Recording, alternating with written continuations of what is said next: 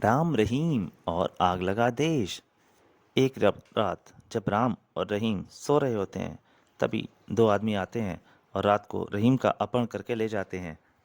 सुबह जब राम और उसकी माँ रहीम को ढूंढते हैं, तो राम को ढूंढते समय एक लॉकेट मिलता है, जिससे राम को पता लगता है कि जग्गू नाम का आदमी उस अपहरण में शामिल है। तो राम जग्गू और उस आदमी को ढूंढता हुआ उसके आदमियों के पास और जग्गू के पास पहुंच जाता है। जहां जग्गू से लड़ाई के बाद जग्गू उसे बताता है कि राम वो रहीम के अपहरण में एक चीनी एजेंट त्वांग का हाथ है। तो राम उसके बाद निकल जाता है जग्गू को छोड़कर, पर तभी त्वांग और उसका साथी वहां प्रवेश करते हैं और वो जग्गू को वहां मार देते हैं। राम चीफ मुखर्जी के पास पहुंचता है और उन्हें सारी बात बताता है। तभी चीफ मुखर्जी को किसी का फोन आता है। यहाँ तक की कहानी राम रहीम और आग लगा देश के पहले भाग में आप पढ़ चुके हैं। अब और अगर आप इस कहानी का पूरा आनंद लेना चाहते हैं तो कृपया राम रहीम आग लगा देश का पिछला भाग जरूर पढ़िए। और अगर आप और कोई कॉमिक पढ़ना चाहते हैं इससे जुड़ी या और किसी भी तरह की, तो आप चैनल पे जा सकते हैं और प्लेलिस्ट में से सभी तरह की कॉमिकें पढ़ सकते हैं। राम रहीम, सुपर कमांडो, ध्रुव, बांकेलाल, किसी की भी। अब ये कहानी जारी करता हूँ। और हाँ, आप इस कॉमिक के डिस्क्रिप्शन में जाके लिंक में भी राम रहीम आग लगा देश का पहला भाग पढ़ सकते हैं। अब आगे। एजेंट गोपाल था। तुम्हारा विचार ठीक ही निकला राम। त्वांग भारत में ही है और उसे एक छोटी श्रेणी की बस्ती में देखा गया है। छोटी श्रेणी की बस्ती? कहीं रामनगर बस्ती में तो नहीं? तुम ठीक समझे। वहीं कुछ देर पहले जग्गू का खून भी हुआ है। वॉट?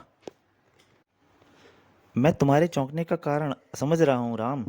हो सकता है जग्गू का खून त्वांग ने अपना भेद खुल जाने के डर से ही किया हो। जरूर ऐसी ही बात होगी। मुझे तो अब रहीम की चिंता होने लगी है। पता नहीं त्वांग ने रहीम का अपहरण किस उद्देश्य से किया होगा। तभी टेलीफोन की घंटी एक बार फिर बज उठी।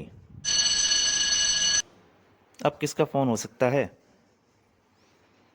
चीफ मुखर्जी ने रिसीवर उठाया। फिर एक दूसरे का परिचय जानने के बाद पता नहीं दूसरी ओर से क्या कहा गया कि चीफ मुखर्जी चीख उठे। ओ यू फूल! वह तुम सबकी आंखों में धूल झोंक कर निकल गया और तुम लोग लकीर पीटते हुए मुझे अब ये फोन कर रहे हो। दूसरी ओर से फिर कुछ कहा गया और चीफ मुखर्जी ने गुस्से से रिसीवर कैडिल पर पटक दिया।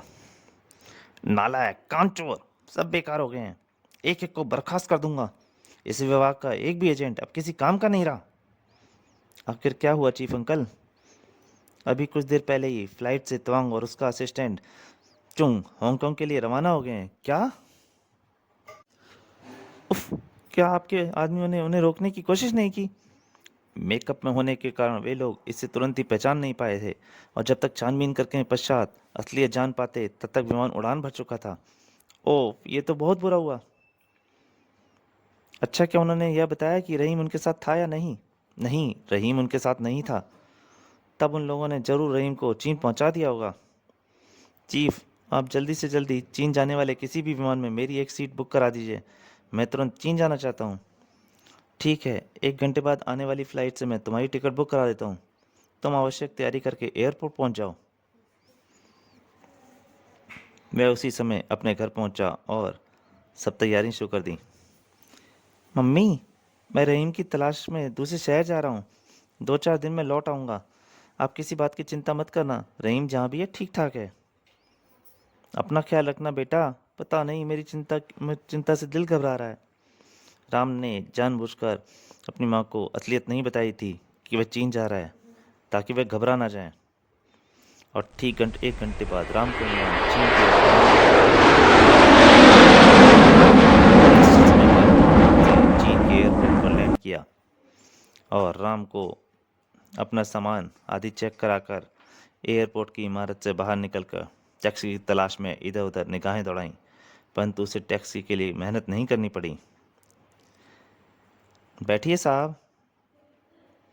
एक गाड़ी आकर रुकी थी और राम उसमें बैठ गया। कहाँ जाना है साहब? किसी अच्छे से होटल ले चलो। जी साहब। टैक्सी चल पड़ी, परंतु अभी टैक्सी कुछ ही दूर गई थी कि राम को अपना सिर चकराता हुआ महसूस हुआ। ओह, ये क्या हो रहा है? मुझे दिमाग सुन्न सा महसूस हो रहा है। अचानक राम की छठी इंद्री सचेत हो गई। राम को खतरा महसूस हुआ था। खतरा? ड्राइवर, गाड़ी रोको। हा हा हा। अब यहीं आराम कीजिए साहब। राम ने तुरंत पिस्तौल निकाल ली। Shut up! कौन हो तुम? क्या चाहते हो? जल्दी जवाब दो वरना तुम्हें गोली मार दूंगा। मेरे बारे में तुम्हें तौंग साहब ही बताएंगे बच्चे। मैं सीधा तुम्हें उन्हीं के पास ही लेके जा रहा हूँ। फिर इससे पहले कि राम कुछ और कह पाता या कर पाता, उसकी चेतना ने उसका साथ छोड़ दिया और बेहोश होकर वह अपनी सीट पर लुढ़क गया। हा हा हा! ड्राइवर हंसे जा रहा था और जब राम को होश आया, राम भैया कैसे हो तुम? अरे रहीम! राम ने तुरंत रहीम को अपने गले से लगा लिया। रहीम मेरे भाई कैसे हो तुम? मैं तो ठीक हूँ राम भैया, लेकिन तुम यहाँ कैसे पहुँचे? और राम को जैसे ही होश आया उसने, ओह मैं इस समय कहाँ हूँ? तुम और मैं इस समय एक सैनिक छावनी में हैं। लेकिन तुम यहाँ तक कैसे पहुँचे भैया? तब राम ने उसे सारी बात बता दी। फिर रहीम ने भी उसे सारी बात बताई और अंत में बोला, मुझे पकड़कर यहाँ बेचने वाला त्वांग ही है राम भैया, और उसने तुम्हें यहाँ लाने के लिए मुझे केवल चारे के रूप में इस्तेमाल किया है। क्या? राम चौंक कर बोला। हाँ राम भैया, मैंने उसे अपने साथियों से बातचीत करते हुए कुछ इसी प्रकार की बात करते हुए सुना था। परंतु वह मुझे यहाँ क्यों लाना चाहता था, अब यह तो वही जाने। तभी बाहर आवाज आई, रहीम ठीक ही कह रहा है राम, तुम्हारी का जवाब सिर्फ मैं ही दे सकता हूँ। दोनों के मुंह से एक साथ निकला, ओ तुम? हाँ मैं। तुम रहीम से सही यही जानना चाहते हो ना, कि तुम्हें और रहीम को यहाँ क्यों लाया गया है? हाँ।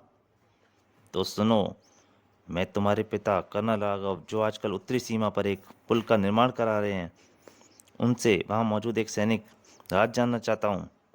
जैसे उस पल का निर्माण क्यों कराया जा रहा है, वहाँ सैनिक कितने तैनात हैं, कौन कौन से ठिकाने हैं, और वहाँ सैनिकों की कुल तादाद कितनी है। इसी तरह से कुछ प्रश्न और भी हैं, जिनका उत्तर तुम्हारे पिता ही हमारी सीक्रेट सर्विस को ठीक ठीक दे सकते हैं। ओह! तई रहीम कठोर स्वर में बोल उठा, त्वांग तुम मेरे अंकल कर्नल राघव को पत्थर स्वभाव से नहीं वाकिफ नहीं हो। वे मरते मर जाएंगे, लेकिन अपने देश के सीक्रेट कभी तुम्हारे या देश के किसी भी आदमी दुश्मन को नहीं बताएंगे। सुनकर त्वांग हंस पड़ा, हा हा हा! जानता हूँ छोकरे, इसलिए तो तुम दोनों को इतने पापड़ बेलने के पश्चात यहाँ लाया हूँ। क्या मतलब? मतलब यह है कि अच्छी तरह जानता हूँ कि हिंदुस्तानी सेना सिर्फ एक ही चीज़ से घायल हो सकता है, सिर्फ एक ही बात से उसका दिमाग मोम की भांति पिघल सकता है, और वह है चीज़ है औलाद। हा हा हा हा!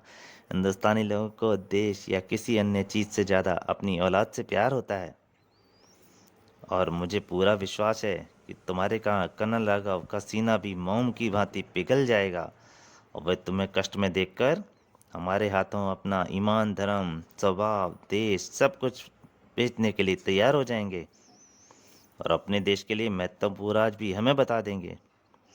ओह तो ये बात है। रहीम चिल्ला उठा, नहीं नहीं तुम ऐसा नहीं कर सकते।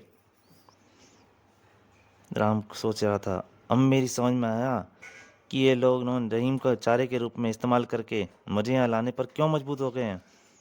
उफ, काफ़ी खतरनाक योजना है इसकी। यदि मैं तुरंत ही नहीं निकला तो ये हमारे और हमारे मेरे डैडी के साथ साथ कुछ भी बर्ताव कर सकते हैं। तांग हंसी आ रहा था, हा हा हा! ज़्यादा सोचने समझने में अपनी खोपड़ी खराब मत करो बच्चे। हाँ, अपनी जानकारी के लिए अपनी खोपड़ी में ये बात ज़रूर नोट कर लो कि हमारा एक विशेष पत्र कल तुम्हारे पिता तक पहुंच जाएगा। तांग ने राम को चेताते हुए बोला, अति भयानक, अब तो कुछ करना ही पड़ेगा। वहशी अभी, और वह भी अभी और इसी समय। सोचकर राम ने आंखों ही आंखों में रहीम की ओर कोई इशारा किया, और अगले ही पल जैसे वहां बिजली सी कौंधी थी, खटाक खटाक, राम और रहीम दोनों ही उन पर कूद पड़े थे। डिशुम! तड़ाक! हाय! राम रहीम ने उनमें से किसी को भी जरा भी सोचने समझने का या बचाव करने का मौका नहीं दिया था, और इससे पहले उनकी पिटाई करते करते और कोई उन पर हमला कर पाता, राम रहीम ने मौका पाकर सैनिकों की गनें हथिया लीं, और गनों के हाथ में आते ही राम रहीम ने काम पर उसके साथ आए सारी सैनिकों को मार डाला था। पलक झपकते ही वे सभी खून से लथपथ फर्श पर पड़े दिखाई दिए। तभी राम रहीम के कानों में भागकर आते सैनिकों के कदमों की आवाज़ें सुनाई दीं। देर करना बेकार है रहीम, भागो। लेकिन भैया सामने से तो सैनिक आ रहे हैं। राम रहीम को समझाते हुए बोला, मरो या मारो, ध्यान रहे, या तो हमें मरना है या फिर यहाँ से निकल भागना है। जीवित अवस्था में हमें किसी भी हालत में इनके हाथ नहीं लगना है। और राम दोनों उस कोठरी से निकलकर बाहर की ओर दौड़ पड़े। मार्ग में उनके सामने जो भी दुश्मन सैनिक आया उस पर उन्होंने दया करने की बजाय गोलियों की वर्षा कर दी। आई अमरा! फायरिंग की आवाज़ से उधर छावनी में हंगामा मच गया। तुरंत ही चारों तरफ खतरे का घंटी बज गई। हिंदुस्तानी कैदी भाग रहे हैं, पकड़ो! कुछ सैनिकों ने राम रहीम को भागते देखा। वे रहे दुश्मन कैदी, खत्म कर दो उन्हें! परंतु इससे पहले कि राम रहीम को खत्म करते, राम रहीम ने उन्हें खत्म कर दिया। उफ! दौड़ते हुए वे एक जीप के निकट पहुंच गए थे। रहीम, तुम पीछे बैठकर पोजीशन संभाल लो, मैं ड्राइविंग सीट के साथ साथ आगे की पोजीशन संभालता हूँ। ठीक है। अगले ही पल दोनों जीप में सवार होकर और राम रहीम ने स्टार्ट कर दी और एक तरफ को जीप दौड़ा दी। उफ! वो साथ साथ सैनिकों पर फायर भी करते जा रहे थे। शीघ्र ही राम की जीप सुरक्षित छावनी से बाहर आ गई और एक मुख्य सड़क पर एक और राम ने जीप को दौड़ा दिया। राम भैया, हम सामने छावनी से तो बाहर निकल आए हैं, लेकिन जाएंगे किधर और कहाँ? ये शैतान तो हमारा पीछा आसानी से छोड़ने वाले नहीं हैं। फिलहाल तो जहाँ सींग समा रहा है जीप को दौड़ा रहा हूँ, आगे ईश्वर मालिक है। रहीम ने जीप में इधर उधर निगाहें दौड़ाई तो उसे एक सीट के नीचे रखे थैले में हैंड ग्रेनेड भी मिल गए। वाह राम भैया, यहाँ तो ग्रेनेड भी मौजूद हैं। ये और भी बढ़िया रहा। अब मौका पड़ने पर मियाँ का जूता मियाँ के सिर पर ही इस्तेमाल करेंगे। शीघ्र ही उन्हें पीछे से सैनिक आती जीप आती दिखाई दी। लो राम भैया, आ गए भाई लोग, तो टपका दो उनका जूता उनके सिर पर। अगले ही पल रहीम ने एक के बाद एक कई दस्ती बम पीछा करते जीपों की ओर उछाल दिए और उन बमों ने जीपों को उड़ा दिया। राम रहीम दुश्मनों के देश में विनाश मचाते हुए एक तरफ से आग बर्बाद करते हुए आगे बढ़ते जा रहे थे। उधर से देखने पर एक तरफ आग लगा देश ही नजर आ रहा था कि तभी आकाश में जीप के ठीक ऊपर एक हेलीकॉप्टर की आवाज़ सुनाई दी। राम रहीम बुरी तरह चौंक उठे। उफ! अब तो जान बचनी मुश्किल हो जाएगी। मेरी मानो तो हमें जीप छोड़ देनी चाहिए राम भैया। परंतु सवाल यह पैदा होता है, हम जीप छोड़कर जाएंगे कहाँ? आसपास भी तो कोई छुपने की जगह नहीं है। अब क्या करें? यदि हेलीकॉप्टर ने ऊपर से गोले बरसाने आरंभ कर दिए तो बचना बिल्कुल मुश्किल हो जाएगा। अब जो होगा देखा जाएगा, राम ने कहा और जीप वैसे की वैसे दौड़ा दी। परंतु तभी हेलीकॉप्टर से एक जंजीर का शिकंजा तेजी से दौड़ती जीप की ओर बढ़ा। राम भैया, हमें दूसरे ढंग से फंसाने की कोशिश की जा रही है। शायद वे अब हमें जिंदा पकड़ना चाहते हैं। परंतु इससे पहले कि राम शिकंजे से बचने के लिए कुछ करता, शिकंजे ने पूरी जीप को कस लिया। बुरी तरह फंस गए। अरे बाप रे राम भैया, अब क्या करें? ऊपर खींचते और हेलीकॉप्टर की ओर ले चलो। ऊपर से अगले ही पल हेलीकॉप्टर जीप को उठाकर एक तरफ चल पड़ा।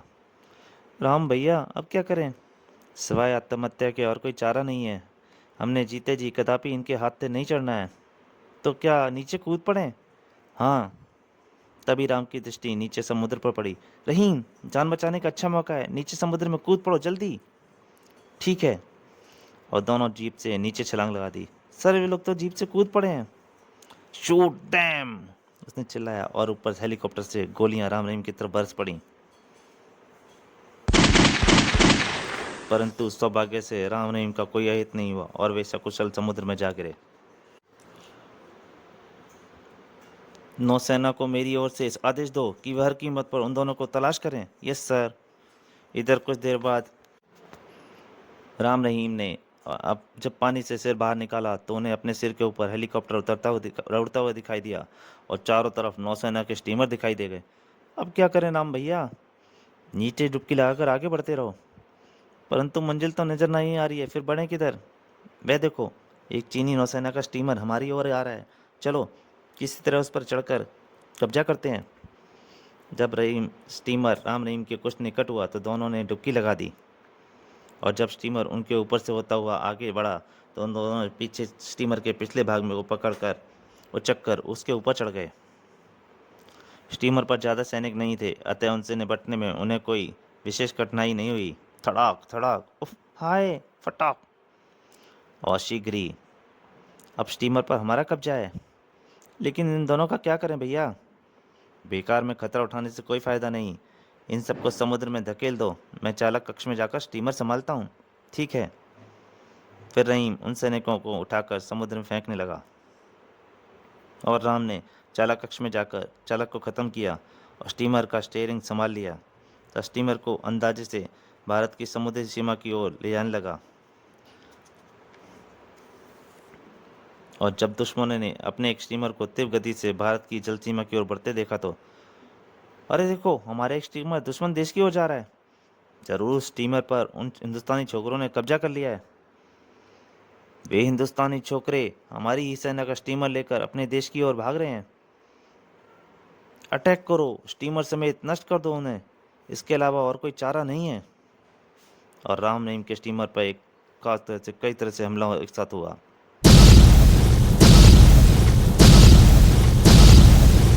राम भैया, दुश्मन ने स्टीमर और हेलीकॉप्टर से हम पर जबरदस्त हमला बोल दिया है। ठहरो, मैं चीफ से कांटेक्ट करता हूँ, अब तो वही हमारी मदद कर सकते हैं। राम ने अपने जूते के तले से नन्हा सा किंतु शक्तिशाली ट्रांसमीटर निकालकर चीफ मुखर्जी से संपर्क करना आरंभ कर दिया। Hello hello, agent 0012 calling chief, hello. जल्दी ही संपर्क हुआ। हेलो एजेंट 0012, मैं चीफ मुखर्जी बोल रहा हूँ, अपनी रिपोर्ट और पोजीशन बताओ। हम इस समय बड़ी संकट में स्थिति में हैं चीफ, हमें तुरंत मदद चाहिए। फिर राम ने जल्दी जल्दी अपनी सारी बातचीत बता दी, स्थिति बता दी। तुम भारतीय सीमा की ओर बढ़ते रहो राम, मैं जल्दी मदद लेकर तुम तक पहुंच रहा हूँ। Okay chief. और शीघ्र ही रहीम, वो देखो, हमारे देश के पंडित स्टीमर हमारी तरफ आ रहे हैं, हमारे लिए मदद आ पहुंची है। हुर्रे! उधर भारतीय फौज के आकाशीय और जल मार्ग से राम रहीम की मदद के आते देखकर दुश्मनों के बेड़े में खलबली मच गई। भारतीय सेना अपने वतन के छोकरों की मदद के लिए आज पहुंची है। सर, अब क्या आदेश है? मुकाबला करो, वे छोकरे किसी भी कीमत पर बचकर नहीं जाने चाहिए। शीघ्र ही दोनों तरफ से भयानक मुकाबला आरंभ हो गया, जबकि राम रहीम का स्टीमर अब अपने बेड़े में पहुंचकर बिल्कुल सुरक्षित हो गया था। परंतु जल्दी ही दुश्मन गहराई से घबरा उठा। दुश्मन मुकाबला नहीं कर पा रहे हैं सर, और वे हमसे ज़्यादा शक्तिशाली संपन्न है इस समय। देख रहा हूँ, अब दुश्मनों के सामने टिके रहना आत्महत्या करने के समान है। इसलिए शान से पीछे हटो और पलटकर अपने देश की ओर भाग लो। इसी में बहादुरी और हम सबकी भलाई है। Right sir. अगले ही पल दुश्मन का बेड़ा अपने हेलीकॉप्टर समेत पलटकर अपने देश की ओर भाग खड़ा हुआ। हुर्रे! हमारी विजय हुई, दुश्मन भाग खड़ा हुआ। फिर शीघ्र ही राम रहीम एक भारतीय युद्धपोत पर चढ़ा लिया गया। उस युद्धपोत पर खुद चीफ मुखर्जी उपस्थित थे। उन्होंने बारी बारी से राम रहीम को अपने सीने से लगा लिया। मेरे बच्चों, अंकल, बेटो, एक बार फिर तुम दोनों ने दुश्मनों के दांत खट्टे करके सिद्ध कर दिया है, तुम वास्तव में भारत माँ के सच्चे सपूत हो। भारतवर्ष हमेशा तुम्हारे इस महान कारनामे को याद रखेगा। फिर भारतीय बेड़ा अपने देश की ओर चल पड़ा।